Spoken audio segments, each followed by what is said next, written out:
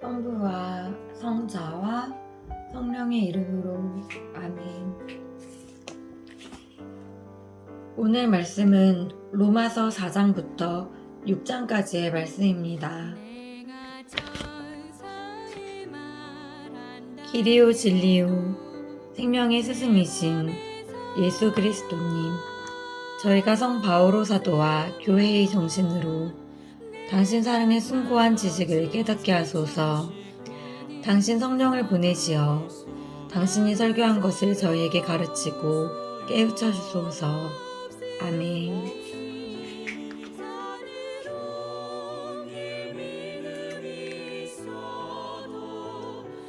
로마서 4장.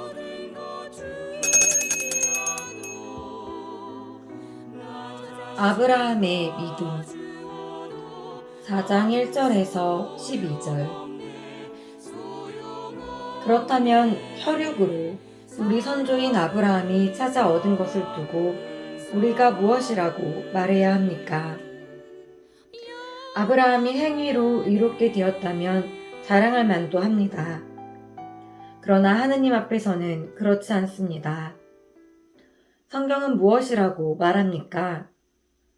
아브라함이 하느님을 믿으니 하느님께서 믿음을 의로움으로 인정해 주셨다 하였습니다. 일을 하는 사람에게는 품삯이 선물이 아니라 당연한 보수로 여겨집니다. 그러나 일을 하지 않더라도 불경한 자를 의롭게 하시는 분을 믿는 사람은 그 믿음을 의로움으로 인정받습니다.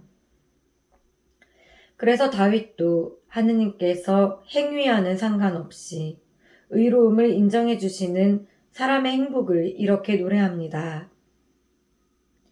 행복하여라, 불법을 용서받고 죄가 덮어진 사람들. 행복하여라, 주님께서 죄를 헤아리지 않으시는 사람. 그렇다면 이 행복이 할례 받은 이들에게만 해당됩니까? 아니면 할례 받지 않은 이들에게도 해당됩니까? 우리는 하느님께서 아브라함의 믿음을 의로움으로 인정해 주셨다고 말합니다. 그러면 어떤 상황에서 그러한 인정을 받았습니까? 할례를 받은 다음입니까? 아니면 할례를 받지 않았을 때입니까? 할례를 받은 다음이 아니라 할례 받지 않았을 때입니다. 그는 할례를 받지 않았을 때에 믿음으로 얻은 의로움을 확증하는 것으로서 할례라는 표징을 받았습니다. 이는 그가 할례를 받지 않고도 믿는 모든 사람의 조상이 되어 그들도 의로움을 인정받게 하려는 것이었습니다. 또한 아브라함은 할례 받은 이들의 조상입니다. 그들은 할례를 받았을 뿐만 아니라 우리 조상 아브라함이 할례를 받지 않았을 때에 걸어간 그 믿음의 발자취도 따라 걸었습니다. 믿음을 통하여 실현된 하느님의 약속. 4장 13절에서 25절. 세상의 상속자가 되리라는 약속은 율법을 통해서가 아니라 믿음으로 얻은 의로움을 통해서 아브라함과 그 후손들에게 주어졌습니다. 율법에 따라 사는 사람들이 상속자라면 믿음은 의미가 없어지고 약속은 무효가 됩니다. 율법은 진노를 자아내기 때문입니다. 율법이 없는 곳에는 범법도 없습니다. 그러한 까닭에 약속은 믿음에 따라 이루어지고 은총으로 주어집니다. 이는 약속이 모든 후손에게 곧 율법에 따라 사는 이들뿐만 아니라 아브라함이 보여준 믿음에 따라 사는 이들에게도 보장되게 하려는 것입니다. 아브라함은 우리 모두의 조상입니다. 그것은 성경에 내가 너를 많은 민족의 조상으로 만들었다 라고 기록된 그대로입니다. 아브라함은 자기가 믿는 분, 곧 죽은 이들을 다시 살리시고 존재하지 않는 것을 존재하도록 불러내시는 하느님 앞에서 우리 모두의 조상이 되었습니다. 그는 희망이 없어도 희망하며 너희 후손들이 저렇게 많아질 것이다 하신 말씀에 따라 많은 민족의 아버지가 될 것을 믿었습니다.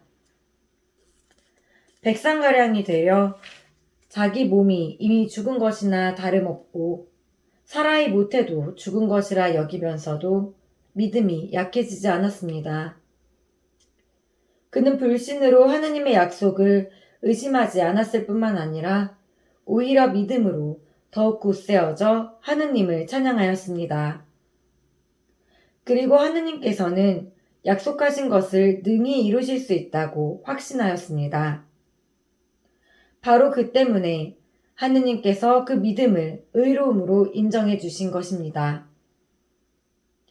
하느님께서 인정해 주셨다는 기록은 아브라함만이 아니라 우리를 위한 것이기도 합니다.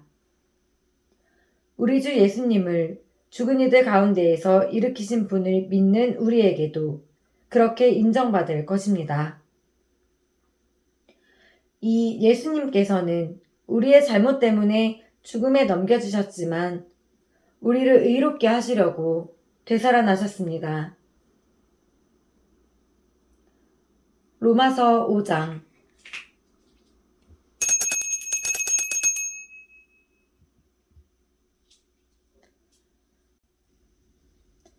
의롭게 된 이들의 삶과 희망.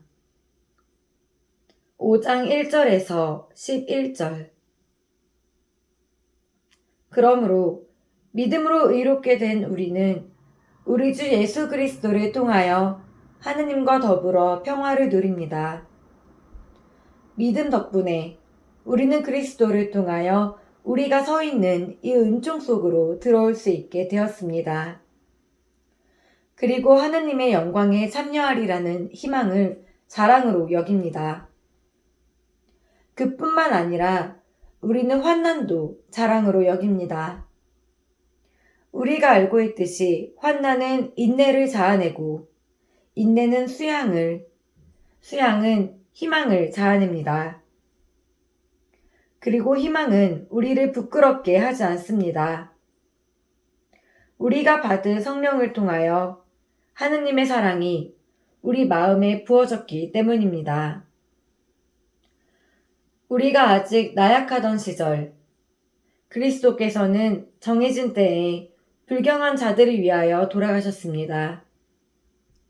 의로운 일을 위해서라도 죽을 사람은 거의 없습니다. 혹시 착한 사람을 위해서라면 누가 죽겠다고 나설지도 모릅니다. 그런데 우리가 아직 죄인이었을 때에 그리스도께서 우리를 위하여 돌아가심으로써 하느님께서는 우리에 대한 당신의 사랑을 증명해 주셨습니다. 그러므로 이제 그분의 피로 의롭게 된 우리가 그분을 통하여 하느님의 진노에서 구원을 받게 되리라는 것은 더욱 분명합니다.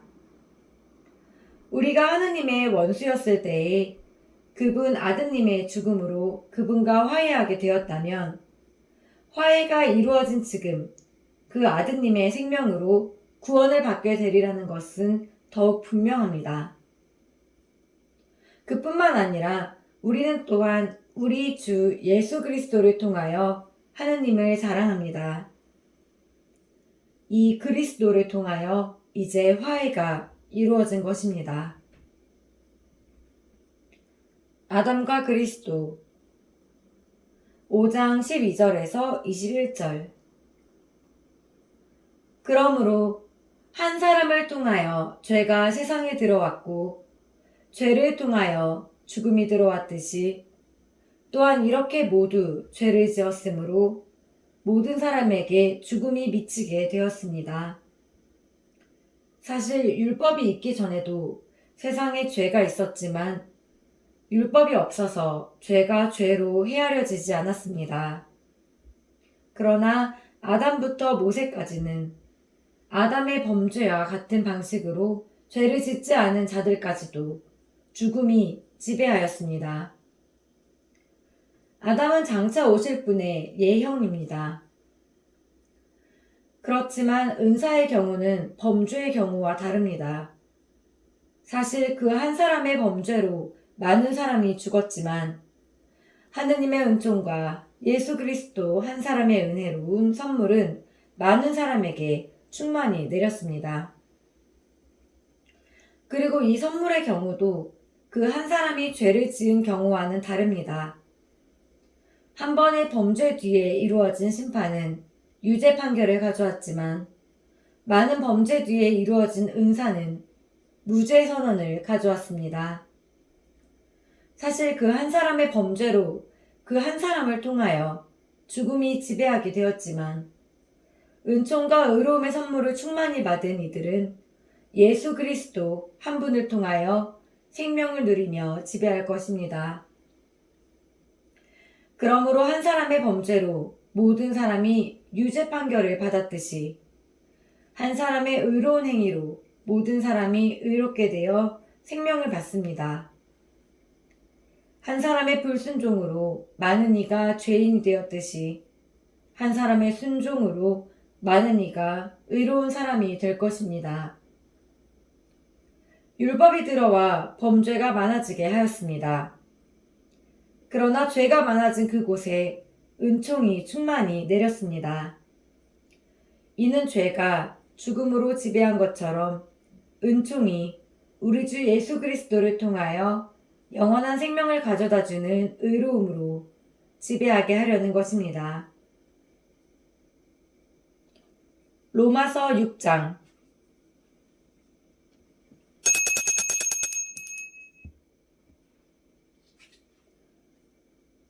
세례로 그리스도와 하나가 된 우리. 6장 1절에서 14절. 그렇다면 우리가 무엇이라고 말해야 합니까? 은총이 많아지도록 우리가 계속 죄 안에 머물러 있어야 합니까? 결코 그렇지 않습니다. 죄에서는 이미 죽은 우리가 어떻게 여전히 죄 안에 살 수 있겠습니까? 그리스도 예수님과 하나 되는 세례를 받은 우리가 모두 그분의 죽음과 하나 되는 세례를 받았다는 사실을 여러분은 모릅니까? 과연 우리는 그분의 죽음과 하나 되는 세례를 통하여 그분과 함께 묻혔습니다. 그리하여 그리스도께서 아버지의 영광을 통하여 죽은 이들 가운데에서 되살아나신 것처럼 우리도 새로운 삶을 살아가게 되었습니다. 사실 우리가 그분처럼 죽어 그분과 결합되었다면 부활 때에도 분명히 그리 될 것입니다. 우리는 압니다. 우리의 옛 인간이 그분과 함께 십자가에 못 박힘으로써 죄의 지배를 받는 몸이 소멸하여 우리가 더 이상 죄의 종노릇을 하지 않게 되었습니다. 죽은 사람은 죄에서 벗어나기 때문입니다. 그래서 우리가 그리스도와 함께 죽었으니 그분과 함께 살리라고 우리는 믿습니다. 우리는 그리스도께서 죽은 이들 가운데에서 되살아나시어 다시는 돌아가시지 않으리라는 것을 압니다. 죽음은 더 이상 그분 위에 군림하지 못합니다. 그분께서 돌아가신 것은 죄와 관련하여 단 한 번 돌아가신 것이고 그분께서 사시는 것은 하느님을 위하여 사시는 것입니다. 이와 같이 여러분 자신도 죄에서는 죽었지만 그리스도 예수님 안에서 하느님을 위하여 살고 있다고 생각하십시오. 그러므로 죄가 여러분의 죽을 몸을 지배하여 여러분이 그 욕망에 순종하는 일이 없도록 하십시오. 그리고 여러분의 지체를 불의의 도구로 죄에 넘기지 마십시오. 오히려 죽은 이들 가운데에서 살아난 사람으로서 자신을 하느님께 바치고 자기 지체를 의로움의 도구로 하느님께 바치십시오. 죄가 여러분 위에 군림할 수는 없습니다. 여러분은 율법 아래에 있지 않고 은총 아래에 있습니다. 그리스도인은 의로움의 종 6장 15절에서 23절. 그렇다면 우리가 무엇이라고 말해야 합니까? 우리가 율법 아래에 있지 않고 은총 아래에 있으니 죄를 지어도 좋습니까? 결코 그렇지 않습니다. 여러분이 어떤 사람에게 자신을 종으로 넘겨 순종하면 여러분이 순종하는 그 사람의 종이라는 사실을 모릅니까? 여러분은 죽음으로 이끄는 죄의 종이 되거나 의로움으로 이끄는 순종의 종이 되거나 하는 것입니다.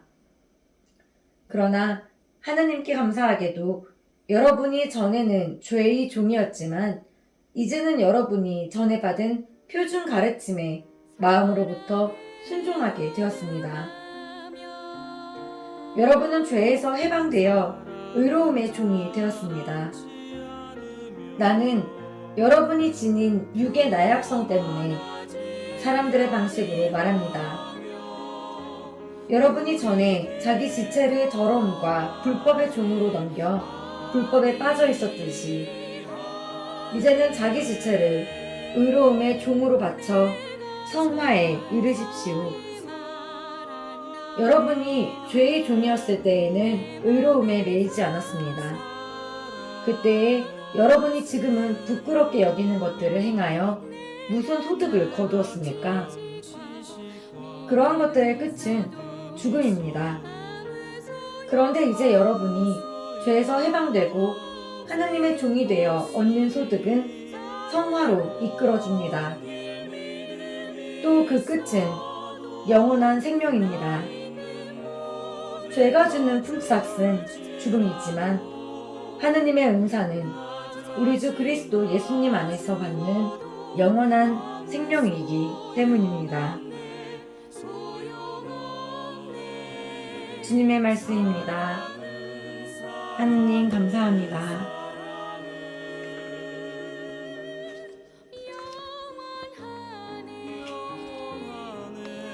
주님, 제가 읽은 생명의 말씀대로 살고 전할 수 있도록 이끌어 주시고 언제나 모든 이들과 주님 안에서 평화의 기쁨을 누리게 하소서. 우리 주 그리스도를 통하여 비나이다. 아멘.